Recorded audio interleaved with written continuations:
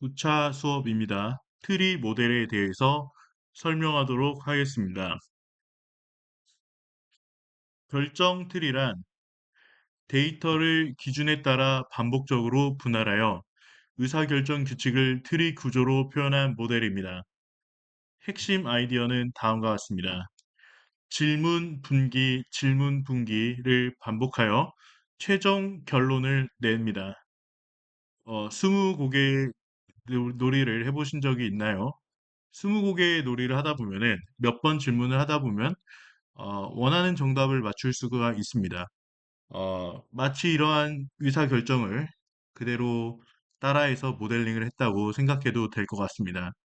그래서 조건의 연속, 물어보는 거니까 그렇죠. 이거냐 아니냐 이것을 계속 물어보는 조건의 연속을 통하여서 답을 찾아가는 모델이라고 할 수가 있겠습니다. 결정 트리의 특징은 분류와 회귀가 모두 가능합니다. 그리고 규칙이 명확하여 해석이 매우 쉽습니다. 비선형 관계도 표현이 가능합니다. 저번 시간에 공부하였던 선형 모델과는 다르게 비선형적인 관계도 표현이 가능하다는 장점이 있습니다. 결정 트리의 구조에는 노드와 가지와 리프가 등장합니다. 노드 안에는 샘플의 수와 질문들, 즉 조건이 있습니다. 그리고 그 노드 안에 있는 샘플들이 그 질문과 조건에 따라서 나누어지게 되는데 그것을 조건에 따른 분기를 가지라고 합니다. 가지가 일어나면은 새로운 노드 두 개가 생기는 것이죠. 그렇게 노드들이 새로 생기면 또 다른 질문이 있어서 가지치기가 또 일어나고 그러다가 최종 노드가 되면은 최종 예측 결과를 리프라고 합니다. 그러니까 가지치기를 무한번 하진 않는다는 거고, 유한한 숫자만큼 가지치기를 한 이후에 남게 된 마지막 노드들을 리프라고 하는 것이죠. 분할 기준에 대해서 궁금할 수 있습니다. 분할이 중요한 이유는 아무런 기준 없이 그냥 임의의 질문을 해서 임의의 조건으로 이렇게 분할을 한다면 그런 모델이 설득력이 없어지기 때문에 그렇습니다. 그래서 결정 트리는 여러 질문들 중에서 가장 데이터를 잘 구분하는 질문을 선택해야 됩니다. 이를 위하여 노드의 불순도라는 개념을 만들어서 사용을 합니다. 트리는 진위 또는 엔트로피를 이용해서 가장 깔끔하게 데이터를 나누는 질문을 선택합니다. 진위 임퓨러티와 엔트로피에 대해서 순서대로 설명하도록 하겠습니다. 진위 임퓨러티는 한 노드에 서로 다른 클래스가 얼마나 섞여 있는지를 측정하는 것입니다. PI가 클래스 I의 비율입니다. 진위는 1 빼기 PI 제곱들의 합으로 정의가 되는데요. 진위 값이 작을수록 더 순수한 노드다라고 할 수 있습니다. 진위 임퓨러티 계산은 어렵지 않습니다. 계산이 빠르고 그래서 카트 결정 트리의 기본 기준으로 사용이 됩니다. 그리고 사실상 실무에서 가장 많이 사용이 됩니다.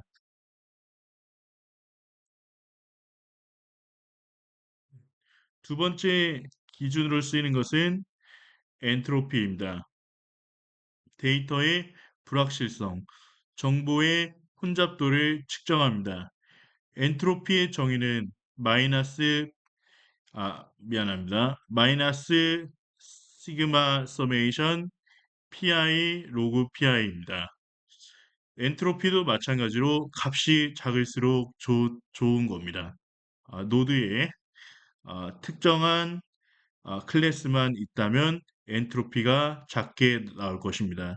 이것은 정보 이론 기반의 개념된 계산입니다. 계산 비용이 진위보다 크다는 단점이 있습니다. 진위와 엔트로피에 대한 설명을 정리하도록 하겠습니다. 순수한 노드, 즉, 한 노드에 하나의 클래스들만 있다면 진위와 엔트로피는 모두 0일 것입니다.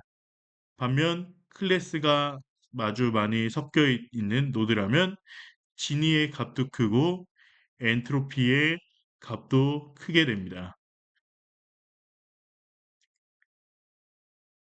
실습 코드를 보도록 하겠습니다.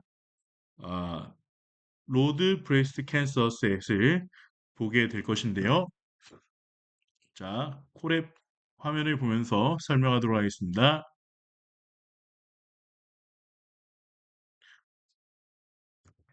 먼저 데이터를 로드합니다. 로드 브레스트 캔서, 그다음에 트레인 테스트 셋을 이용하여서 트레인 테스트 스플릿을 이용하여서 트레인 셋과 테스트 셋을 분리하였습니다.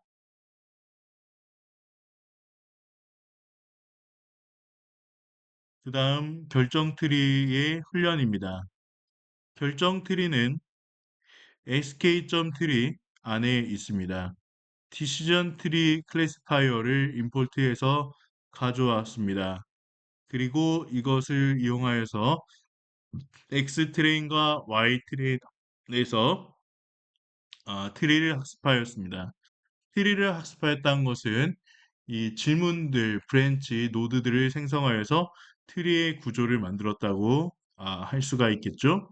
자, 그 다음에 트리, 이렇게 만들어진 트리 모델의 결과를 평가해야 되는데, 잘 보시면 어큐러시가 트레인 세션 1인데 테스트 셋에서는 어큐러시가 91%로 심각한 오버피팅이 일어났다고 평가할 수 있습니다. 자, 그래서 우리가 나중에 이 오버피팅 이슈를 굉장히 다룰 건데요. 이 일단은 오버피팅 이슈가 있다. 요거 일단 넘어가겠습니다. 트리를 한번 시각화하여서 보겠습니다. 이 SK.tree에 플랫트리라는 모듈이 있는데 이것을 그대로 가져와서 사용하면 됩니다. 플랫트리에 아까 훈련된 트리 객체를 집어넣습니다. 그 다음에 피처 네임스에는 캔서 데이터셋에 피처 네임들을 넣고요. 클래스 네임스에서는 이 캔서 데이터셋에 타겟 네임스를 넣습니다. 필드 트루라고 한 것은 밑에 생성된 박스들의 색깔이 칠해져 있다는 뜻입니다. 그리고 사실 이 트리가 더 밑에까지도 더 이렇게 노드들이 있지만 이것을 너무 트리가 깊으면은 한눈에 보기가 힘드니까 트리를 깊이 이까지만 그려라 라는 뜻으로 맥스 뎁스는 2라고 했습니다. 자, 타이틀은 디시전 트리 맥스 뎁스 2라고 했죠. 자, 이렇게 하면은 그림이 그려지는데요. 이 그림을 한번 보도록 하겠습니다. 잘 보시면 첫 번째 노드, 루트 노드라고 하죠. 첫 번째 노드에 455개의 샘플, 455개의 샘플이 모두 있는데, 자, 이것을 나눠야 되겠죠? 이것을 나눌 때 이 진이 임퓨리티가 최대한 적어지는 방향으로 이제 이 브랜치가 일어나도록 컴퓨터는 이제 작동을 합니다. 그래서 워스트 컨케이브 미안합니다. 그래서 워스트 레디오스를 기준으로 이렇게 나눠지니까 진위 인덱스가 가장 작아지게 됐다. 이렇게 설명을 할 수가 있고요. 그 다음에 이런 알고리즘 어떻게 구현하냐? 그럼 실제로 그 진위 임퓨리티가 가장 작아지는 질문을 어떻게 찾냐? 자, 그것은 이제 컴퓨터를 전공한 사람들이 하는 거죠. 저희는 약간 API 함수를 다루어서 그냥 이렇게 데이터 분석을 좀 빠르게 하고 는 거고, 이런 구현이 궁금하신 분들은 더 깊은 공부를 하시면 될 것 같습니다. 자, 어쨌든 간에 이런 식으로 계속 브랜치가 잘라지고 있고요. 이런 그림이 잘 그려졌죠.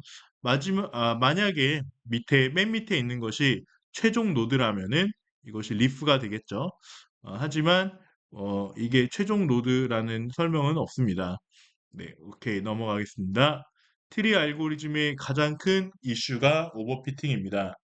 트리는 깊어질수록 훈련 데이터에 완벽하게 맞춰질 수 있습니다. 하지만 그만큼 과적합 위험이 커집니다.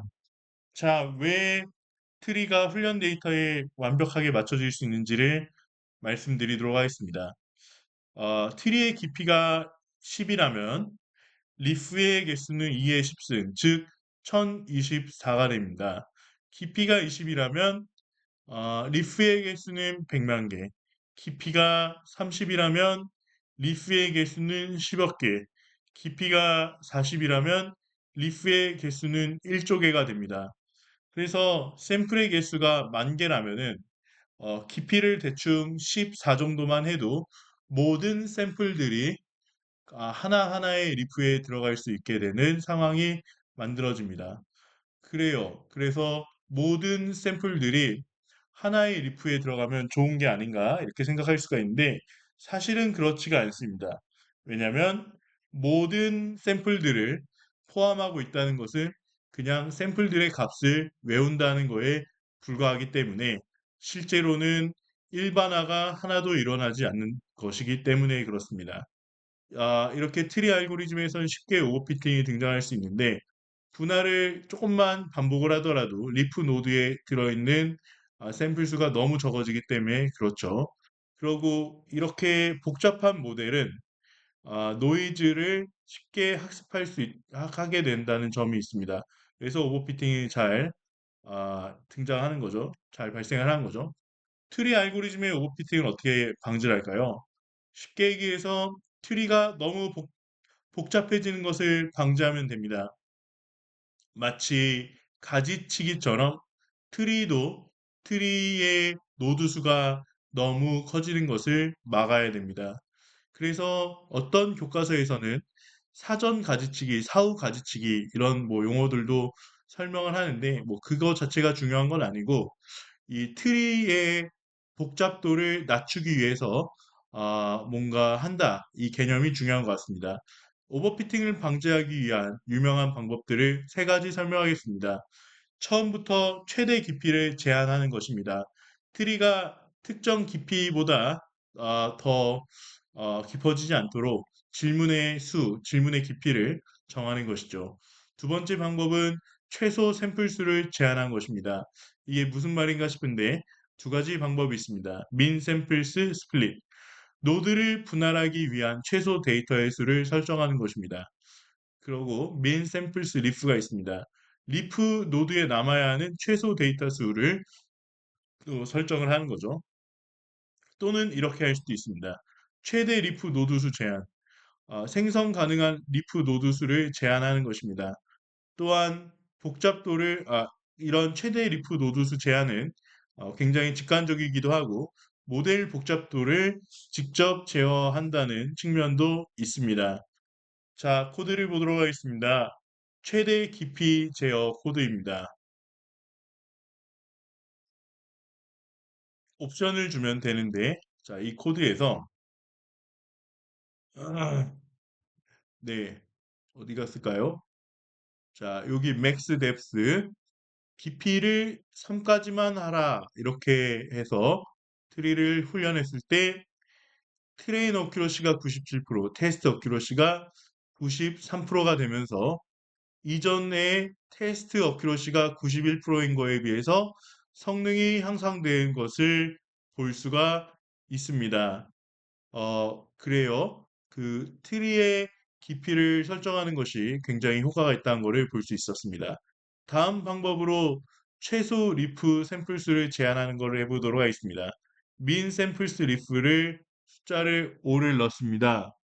자, 그렇게 해서 또 훈련을 하니까 테스트 어큐러시가 이번에 92%가 됐네요. 그러면 이런 생각을 할 수 있습니다. 트리의 맥스 뎁스도 컨트롤하고 최소 리프 샘플 수도 동시에 컨트롤할 수 있지 않을까? 네, 물론 두 가지를 다 할 수 있겠습니다. 여러 조건을 동시에 주는 것이 사실은 굉장히 좋은 아이디어일 수 있습니다. 그래서 이번에는 맥스 뎁스는 4, 민 샘플 리프는 5로 했습니다. 자, 이렇게 해서 훈련하니까 테스트 어큐러시가 91.1, 뭐 아까보다 오히려 테스트 어큐러시가 낮아지긴 했는데 여기서 맥스 뎁스 수도 컨트롤하고 민 샘플 리프도 컨트롤하고 그렇게 최적화를 하면서 언제 테스트 어큐러시가 가장 높아진가는가 이런 거를 찾는 것이 머신러닝에서 굉장히 중요한 과정입니다. 그것을 하이퍼 파라미터를 튜닝한다라고 말하기도 합니다. 그 다음으로 넘어가겠습니다. 아직까지는 분류 트리만 했습니다. 그런데 트리가 회기를 이용하여서 회기를 위해서도 사용될 수 있습니다. 회기 트리에서는 연속적인 값을 예측하기 위해서 데이터를 여러 구간으로 나누고 각 구간에서 하나의 값으로 예측하는 모델을 사용합니다. 자, 분류 트리와의 차이는 이렇습니다. 분류 트리에서는 예측 결과가 클래스로 나오죠. 회기 트리에서 예측 결과는 연속값입니다. 분류 트리에서는 리프 노드에 있는 샘플들 중에서 다수 클래스를 정하고 그것이 그 리프의 클래스가 됩니다. 하지만 회기 트리에서는 리프 노드 안에 있는 샘플들의 평균 값을 취합니다. 그래서 그 리프 안에 있는 평균 값이 최종 값이 되는 것이죠. 자, 코드를 한번 보도록 하겠습니다. 이번에는 이그젬플을 이렇게 직접 만들었는데요. 사인 함수와 비슷해 보이는 그림이 보입니까? 자, 뭐 사인 함수처럼 안 생겼을 수도 있는데요. 사실 이제 한번 볼게요. x는 랜덤한 노이즈로 만들었습니다.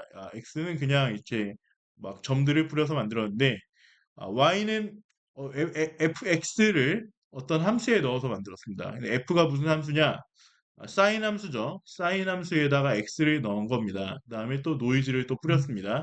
자, 그래서 이러한 형태의 그래프가 그려진 것입니다. 자, 이것을 x, y 점들을 그려서 보니까 사인 함수의 어떤 부분이 보이죠. 그렇다면 우리가 회기 트리를 이용하여서, 그러니까 회기 트리 모델을 이용하여서 이 그래프를 잘 표현할 수 있을까요?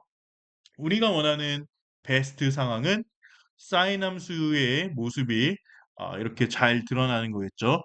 그래서 회기 트리를 이렇게 훈련을 해보겠습니다. 회기 트리는 어딨냐면은 디시전 트리 리그레서 이름으로 sk.tree의 서브 모델로 존재합니다.